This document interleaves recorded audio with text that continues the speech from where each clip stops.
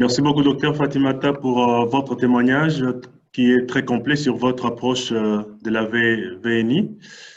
Mais aussi, nous avons constaté que vous avez parlé de cette technique d'oxygénothérapie qui est aussi utilisée pour le patient déjà guéri. Merci encore d'avoir fait allusion et l'accent important sur le personnel biomédical. Nous allons passer maintenant, notre temps file, nous allons passer vite la parole à Mélanie pour le temps des questions-réponses.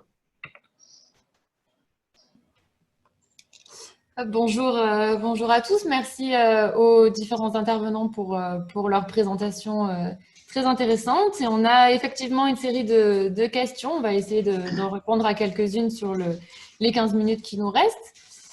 Du coup, je vais commencer avec une question pour Gabriella. Vous avez parlé des circuits monobranches et double branche.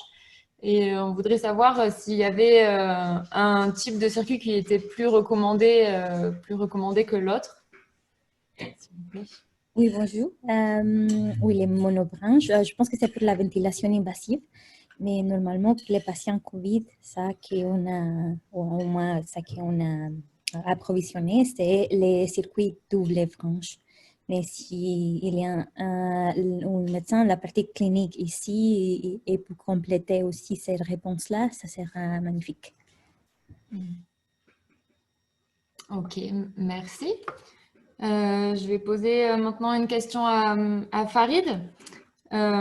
Pour les pays en développement, est-ce qu'il y a un risque à recevoir des équipements de ventilation non invasive en don? Des équipements d'occasion, du coup? Des équipements pardon, excuse-moi, tu peux répéter? Des dons d'équipements de ventilation non invasive en don. Est-ce qu'il y a un risque peut-être? C'est-à-dire, on parle de ventilateurs. Ah, un risque de contamination, oui, effectivement. Donc, il faut absolument. Donc, ils sont utilisés en routine, nous aussi, dans nos hôpitaux, sur des patients différents, et on procède à un certain nombre d'opérations de désinfection entre chaque patient. Et ça sera le cas, effectivement, si on doit en faire don à qui que ce soit, ils seront désinfectés préalablement. Donc, c'est pas. On ne dit pas qu'il n'y a pas de risque, mais c'est le même risque qu'on prend chez nous tous les jours à l'hôpital lorsqu'on passe d'un patient à l'autre. Donc, pas de risque a priori supplémentaire que celui qu'on prend tous les jours à l'hôpital. Je ne sais pas si ma réponse était claire. Oui, je pense, très clair. Peut-être une autre question en lien avec ces procédures de nettoyage. Concernant la maintenance de ces équipements, est-ce qu'il y a un produit de nettoyage qui est recommandé? Un type de produit? Alors là, moi, je ne suis pas le spécialiste de ça. Peut-être qu'il faudrait s'adresser soit aux médecins, soit au personnel soignant qui font partie du webinaire. Mais a priori, nous, on utilise des produits détergents classiques type Surfagnos, à ma connaissance. Pour les surfaces, et après pour les valves, dans la mesure où on a des filtres intégrés sur nos ventilateurs, en changeant le circuit pour chaque patient et les filtres inhérents au traitement de chaque patient, on se prémunit des contaminations croisées. Si c'était ça la question. Ok, merci. Peut-être qu'on peut rebondir effectivement et poser la question à Dr Fatimata. Est-ce que vous avez des recommandations en termes de type de produit que vous utilisez pour décontaminer les équipements?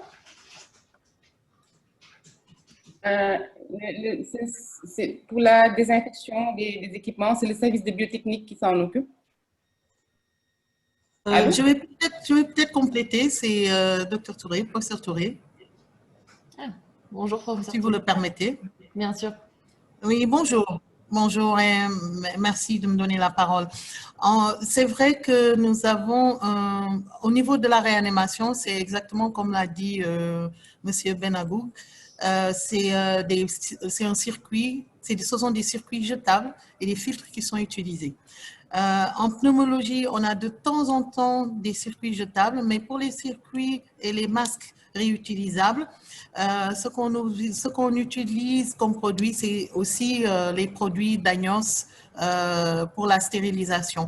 Ce sont les mêmes types de produits aussi qui sont plus ou moins utilisés dans le cadre de la stérilisation des machines de fibroscopie, etc.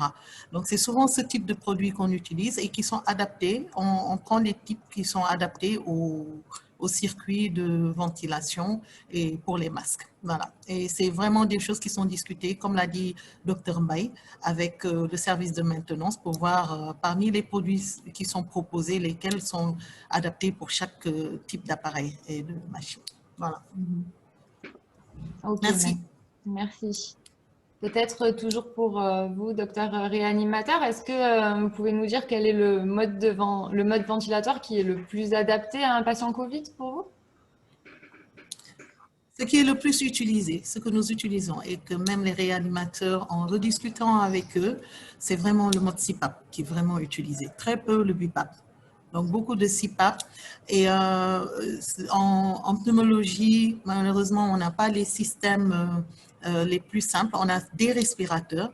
Et les respirateurs qui sont utilisés, c'est toujours le mode CPAP. Parfois, VS aide.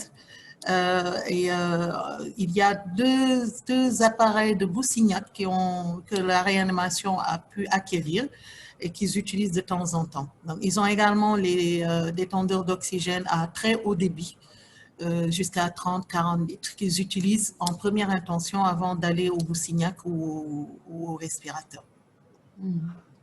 Mais surtout, mode CPAP. Ok, merci beaucoup. Peut-être une question très technique pour Farid. Pour les valves de Boussignac, vous mentionnez jusqu'à 20 litres par minute. On obtient une FiO2 à 70% ainsi qu'une PEP. Est-ce que la pression de la source d'oxygène a une incidence pour obtenir cette PEP? Tout à fait, effectivement. Tu fais très bien, Mélanie, de le rappeler. Je n'ai pas parlé de la pression, effectivement, d'entrée nominale pour faire fonctionner ces systèmes. On est entre 3, en fonction des systèmes, entre 3,5 et 4,5 bars. Alors en PSI, je ne me rappelle plus ce que ça fait, je crois que c'est entre 40 et 50, mais je crois qu'en Afrique francophone, on parle en bars aussi. Donc on est entre 3,4 et 4,5 bars en fonction des systèmes et c'est important d'avoir cette pression, sinon on ne peut pas faire fonctionner. C'est ce qui d'ailleurs ne permet pas l'éligibilité parfois de certaines sources d'oxygène. Je ne sais pas si j'ai répondu clairement. Et je pense que c'est assez clair. Alors, peut-être une autre question. Peut-être, il faudrait peut-être rappeler aux participants qu'ils peuvent répondre par écrit aussi. Moi, je me suis permis de répondre à certaines questions par écrit. Donc, pendant qu'on échange aussi, c'est possible aussi. Tout à fait. Alors, peut-être une autre question pour ce qui concerne la maintenance des respirateurs. Est-ce qu'il y a une formation à orienter spécialement pour les techniciens biomédicaux?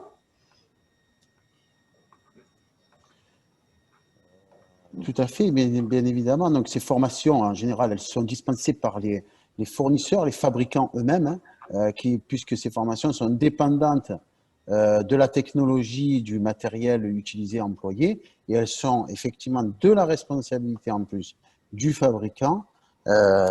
Effectivement, c'est très précis.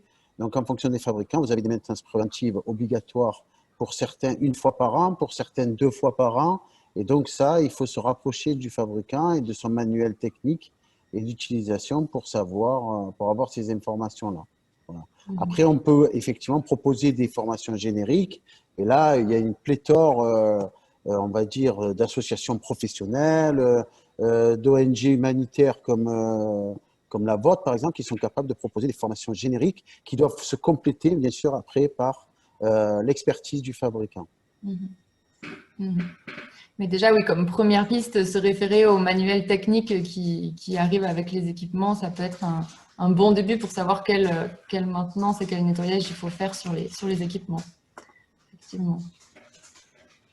Alors, une autre question qui vient d'arriver. Quand est-ce qu'il faut préconiser l'oxygénation au débit par rapport à la ventilation non invasive? Et merci de rappeler quelles sont les contre-indications de ces deux techniques.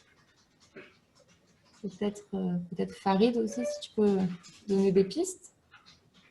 Ben là, je serais plutôt d'avis de dire que c'est quand même plutôt du domaine médical à répondre. Là. Si le choix entre une autre technique de traitement, moi je peux expliquer la différence entre les deux techniquement, mais les indications entre une et l'autre technique, peut-être que c'est au médecin de répondre, je ne sais pas. Docteur Fatimata, peut-être que vous voulez Sans répondre vouloir du trop. coup. Oui, Oui, en fait, d'après les réanimateurs, ils utilisent d'abord l'oxygénothérapie à haut débit. D'abord, l'oxygénothérapie à haut débit comme première intention en matière de ventilation. Et ça, c'est les réponses des réanimateurs, puisque nous sommes en train de nous former avec les réanimateurs. Nous ventilons avec les réa. Donc, c'est l'oxygénothérapie à haut débit d'abord, comme première option.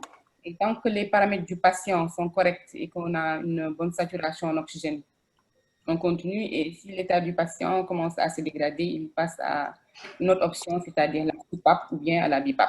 Donc, je pense que c'est les étapes en fonction de l'état respiratoire, du contrôle gazométrique et aller jusqu'à commencer à utiliser la ventilation avec CPAP ou BIPAP.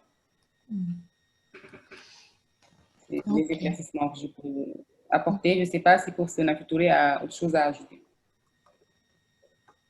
Non, je pense que tu as répondu. En fait, il y a juste des... je ne pense pas qu'il y ait vraiment des contre-indications. Il y a des précautions à prendre, surtout sur certains terrains, comme on l'a dit tout à l'heure, les terrains de cardiopathie non équilibrés, mais également, on a eu quelques cas de BPCO qui pourraient...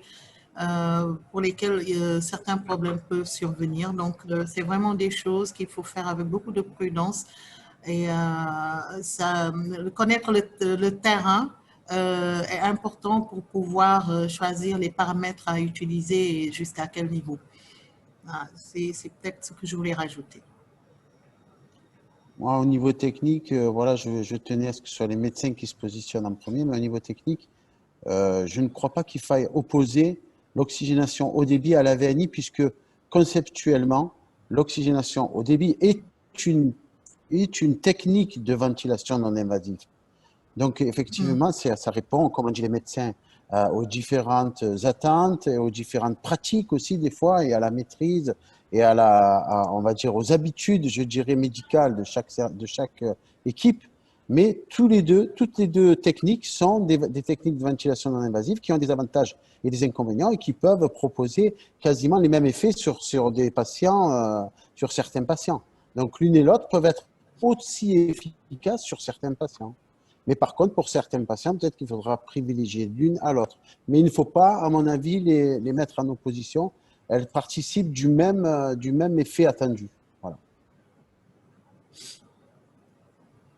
Ok, merci docteur, merci Farid pour ces réponses, ces précisions sur cette question. Peut-être que je vais laisser la parole à Augustin pour terminer ce webinaire. Merci beaucoup Mélanie pour ces séances de questions-réponses. Eh bien, notre webinaire se termine par ici. Merci à tous nos intervenantes et intervenants pour la qualité de leur présentation. Je rappelle que toutes les questions auxquelles nous n'avons pas eu le temps de répondre aujourd'hui, leur seront transmises et les réponses vous seront communiquées par mail ces prochaines semaines dans un document synthèse.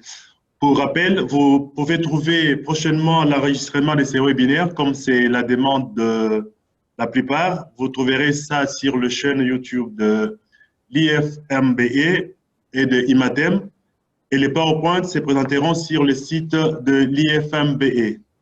Alors, comme vous pouvez le lire, le prochain webinaire de cette série traitera des techniques de ventilation, cette fois-ci invasive, et aura lieu le vendredi 9 octobre à 14 h, comme on l'a fait aujourd'hui. Merci de circuler l'information dans vos réseaux médicaux et biomédicaux. Nous espérons vous retrouver nombreuses et nombreux très prochainement lors de la prochaine activité. Je dis à très bientôt et merci à tous pour votre participation. Au revoir. Au revoir. Merci. Au revoir. Au revoir, merci. Merci, au revoir.